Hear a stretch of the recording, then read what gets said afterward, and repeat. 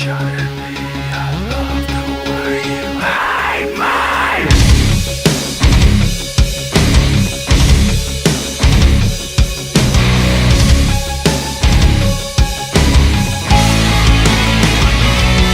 I don't care if I'm not good enough for you,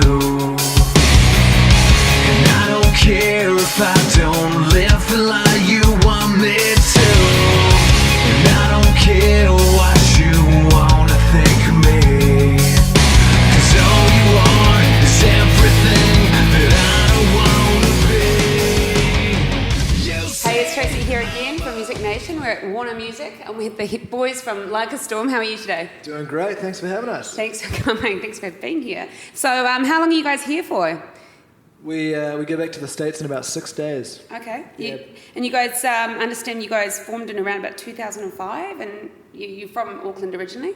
Well Right. done. Yeah, you've done your research. Yeah, I've done my We've, research on you guys. Yeah, we actually, the three of us are brothers, and Yeah. we all grew up playing in different bands, and in 2005 is when we all kind of joined forces. So what made you run off to Canada, leave Auckland? I think, we really wanted to play overseas and get on one of those touring circuits where you can play every night of the week.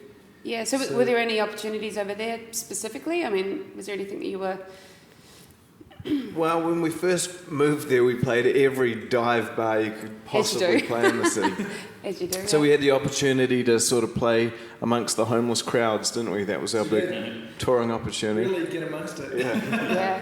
And we sort of started at the very bottom, worked our way up. We started playing, on a Monday night, the worst bar in town, and eventually started playing weekend slots at the better rock clubs. Yep. And then some people came to some of the shows and sort of, they were really cool to us and sort of embraced us as friends, which was wicked. And they knew a producer in LA, Mike Plotnikoff, who had made a lot of big records in Vancouver, also engineered the General Electric, which was yeah. wicked for us. And so we came down and lived with him for 2 years, made our first record. Nice. And then that's when we really started touring after that. And Nice. Oh, well done. It's awesome. thank you. Nice. Yay. So, like, as a band of brothers, it must have been hard for your family and that sort of thing to sort of run away. I think they were glad to see us go, weren't Oh, they? were they?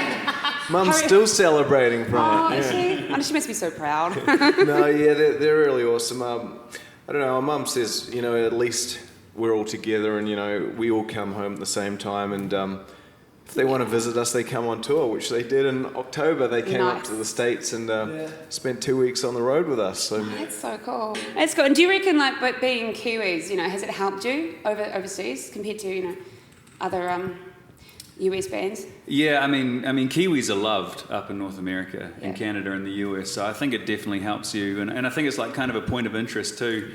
And then it's really funny too, because people think the accent's really cool, even though I always reckon wherever you're from, you don't think your accent's very cool.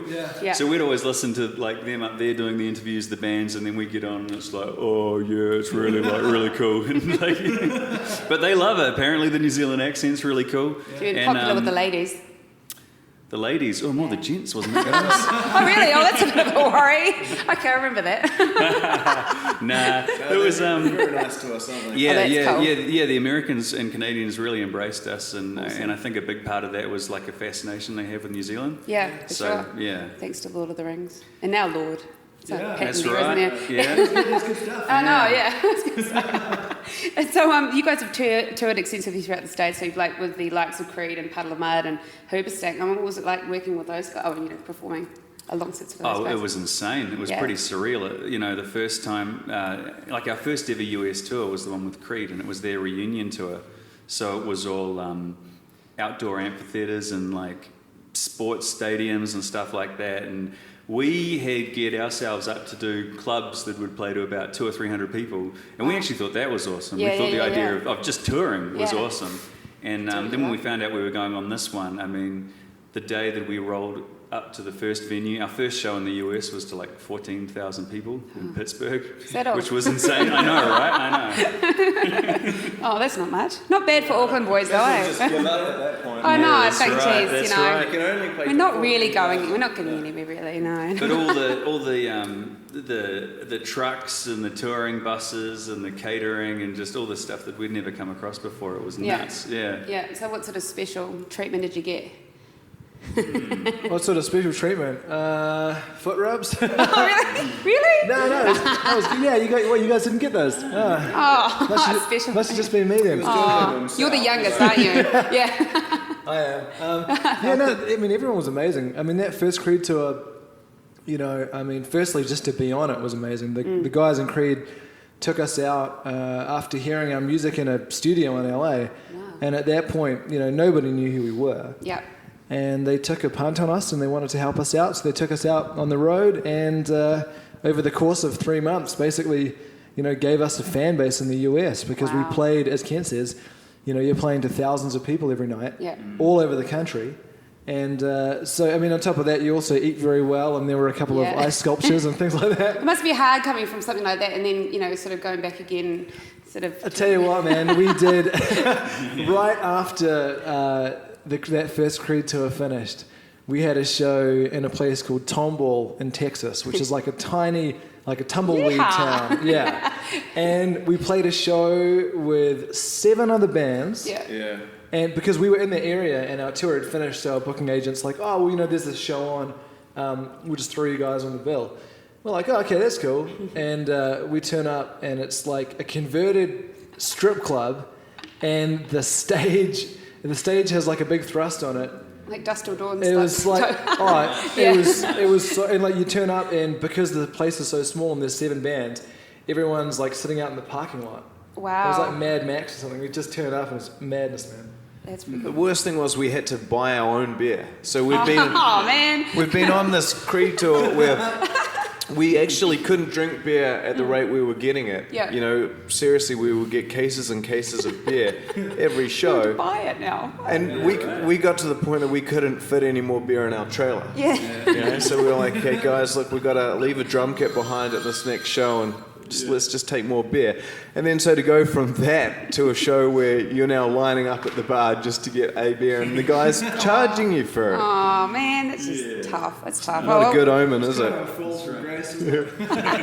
So is there any sort of standout show that you guys have performed? Anything that, you really look back upon and go, I think that we've done a ton of them. I mean, we never thought we'd get to tour at that level. We never thought we'd get to play shows like that. We've played, we were living in LA for 2 years, make our first record, and so to go and play the Sunset Strip House of Blues was amazing. Yeah, cool. Tinley Park in Chicago was like 3 levels. It was just an insanely big venue. New York, we played In Times Square. Times Square. Wow, that's... And then another time we played in a theatre there that was sort of built out on the water. Yeah. So crew were actually fishing off the back. That's the cool thing about the industry, because you just never know what's going to happen. That's what I love about it. No, you really Each week you're like, like you say, going from Creed to Dust Till Dawn. you go. We could have done without that surprise. We could have just sort of stayed on that Creed tour. I can imagine, but hey, you got to adjust. We've got to adjust, But so in 2012, you guys did an acoustic tour through the States. Yeah. You did what, more than 50 shows? I understand. In 2012, we did more than 200 shows. Okay, well, get that right. But that is more than 50. So. Yeah, well, there you go. It's more than 50. So how did you? How did the people react to the acoustic sound? Compared to. Our acoustic side is something that kind of developed. Actually, on that first Creed tour, we started dropping into the radio stations and playing acoustic versions of our songs. And it kind of developed into something that we really loved, and our fans really loved it. So it's actually now developed into, we do a ton of acoustic stuff, and we love doing it, and we do a ton of rock stuff. And it actually, as our heavy music, our hard rock has gotten heavier and heavier. Yeah. It's really cool to have the acoustic stuff. It's nice. Well. I really, it's refreshing, to hear that. I think a lot of people say that acoustic is so stripped back, and for us, because our hard rock is like getting heavier and heavier. When you do it acoustically, it becomes much more about the song and the lyrics. And we actually did an acoustic show at the King's Arms last week, which was awesome. So it's cool to be able to strip the songs back. And, they kind of come across in a different light. You were saying before you're doing Chaos Theory 1, now you're doing Chaos Theory 2? Yeah, we've just started writing and recording Chaos Theory Part 2. Okay, cool. And so is there going to be a third, possibly? Trilogy? Come on, you have to do it. We might have to come up with a new concept. Yeah, well, because does each one of them, are they individual concepts as such? Like, is there any, like a particular theme you guys are following through that? Well, to be honest, we split it into two halves because the time that we'd allotted to make a record, we got invited to go out on another tour with Creed. Okay. And so Chaos Theory Part 1, Put on hold. we'd already announced that we were going to put it out. Okay. And then the time frame that we'd given ourselves to record it was the exact same time frame as this tour. So we ended up recording it on in like hotel rooms and backstage and dressing rooms. And just any minute you could get. I think we even listened to some mixes in Starbucks. Nice. You know, get some sponsorships for because it had the internet connection. So when you run out of beer, just get some coffee. That's right. Yeah, the coffee. If you're gonna have the beer, you need the coffee. The two go hand in hand, absolutely. But yeah. So and then actually that same year, a few other bands started doing Part 1 and Part 2. So there was like Stone Sour did Part 1 and Part 2, and I think Five Finger did Part 1 and Part 2. So then it kind of became this concept that was out there, and. Part 2, we'd written some of it in Chicago last year. Yep. On a break from touring. Mm-hmm. And then we've just spent 3 weeks at Taupo and we wrote the rest of it there. Nice. So now it's just a matter of fitting around the touring schedule for this year, when we're going to finish it up. Cool. And so in Taupo, did you have like a little studio to work from, or just you're sitting by the lake? Well, yeah, it was awesome. Well, we had this gear, so we used to fill 2 luggage carts full of gear and take it into the hotel rooms and set it up. Bet they loved you guys. And then we were kind of thinking, what's that? Bet they loved you, yeah. Oh, I know. That's right. And I'm sure the people in the room next door loved it too. Yeah, true. But so once we'd seen that you could do this remotely, we thought, well, instead of like a hotel room, why don't we choose somewhere really cool and remote? And there's been like a family cottage in our family that I think our great-grandmother built. So, it was just a really cool opportunity to go somewhere and chill out and, let the music flow. Cool. Yeah. Cool. Oh, awesome. Now, so for someone new to the music, what would you... Oh, no, I'm just saying, for some new fans, new people, come on. I thought you were our number one fan. Hey, what not me, happened? no, I'm not talking about me. Oh, right. I'm not talking about me. I'm a huge fan. No, You've got I am a friend huge who's fan. new to the band. Rephrase that question. I have a friend that is new to the music. I'm glad you got a friend. I know, get me into it. Jeez, so what would be the first track you'd recommend for them to listen to? Oh, it's a tough one. I think, our new single, Love the Way You Hate Me, is certainly a song that, we'd love them to listen to, just because it was a song we put on the record just for us, just because we liked the song. We thought it'd be a fun song to play live. We got to, like, the middle of the song, and we were like, you know what? Let's do a drum and dig solo here. It's awesome. Yeah. Sort of throw everybody a curveball. And doing that, we sort of thought we were committing, like, I guess, any sort of commercial suicide, because we were like, everybody's going to get to that part and like, what the hell is this? Yeah. You know what I mean? But it was fun. We wanted to do it, and the irony is that people actually really enjoyed it. The question is, like, when did you decide to play the didgeridoo? It's a pretty random instrument. Why am I going to play? I don't know. I mean, it's cool though. It's really cool. I always just grew up just loving the sound of it. Yeah. And then I went to Australia on a family holiday and I heard it played there and actually see people playing it. I don't know, man. I just got captured by the sound of it. Is so unique. There's really nothing like it. It's so ominous. And so I just started trying to learn how to play it. And then when we were touring, when we were playing in Vancouver, and we'd go up there and there'd be a ton of bands and people are just talking all through all the other bands. And so we kind of learned that if we started with the didgeridoo, everybody shut up. Yeah, that's true. Because they'd never heard it before. So that's the cool thing. Yeah. So rather than having to be good, we could just start by playing the didgeridoo and then stop that way. Attention! Yeah. Look at a big foghorn. The didgeridoo. Pretty much, yeah. That's impressive. No, I like it because it kind of just gives you an edge. It gives you something a little bit different.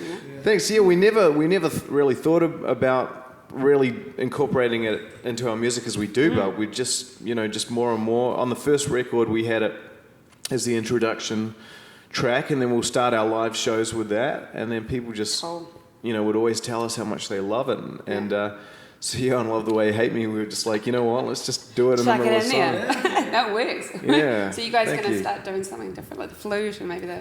Oh, what, like a bit of jazz flute, you reckon? Yeah, no. And bagpipes. We'll do a Bagpipes. duet of didgeridoo, bagpipes, and jazz hey, I flute. play the accordion. You should try. Oh, that there you one. go. Try that. A quartet. Why not? Yeah, I've got a digital one. You could do. Yeah. A digital accordion. Digital accordion. Yeah. What part's digital?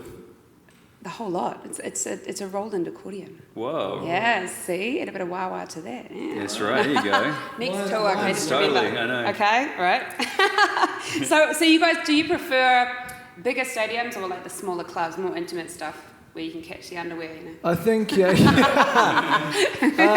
you know what? I think, I mean, got red now, our look. show is, our show, I was thinking about Jacko throwing his, that's why. Yeah, that would be attractive. Yeah. Our show's pretty energetic, and I mean, we love playing anywhere, but I think we really, like, the bigger stages are kind of what we thrive on. You Yeah. know? So we've Yeah. been really, really lucky to play, you know, massive stadiums and pavilions and arenas, and club shows are cool because it's a different vibe. It's much more Personable. intimate. Yeah, You know, yeah. you're much closer to everybody. Yeah. But I think the big stages is kind of where we feel at home. You Yeah, know, cool. our music is larger than life, and our stage show is too. So I think we kind of feel like it comes across best on those Go huge harder, stages. baby. Yeah, no, cool. That's awesome. No, I agree with you there. I mean, your sound is huge, so you might as well go hard with that. So, Yeah, you do know the band? yeah, I do. No, I didn't say I didn't. Oh my god, Oh, it was your friend, yeah. it's my friend. I have this friend. So I'm going to have to ask this question for the ladies. So who's still single? You're married, obviously.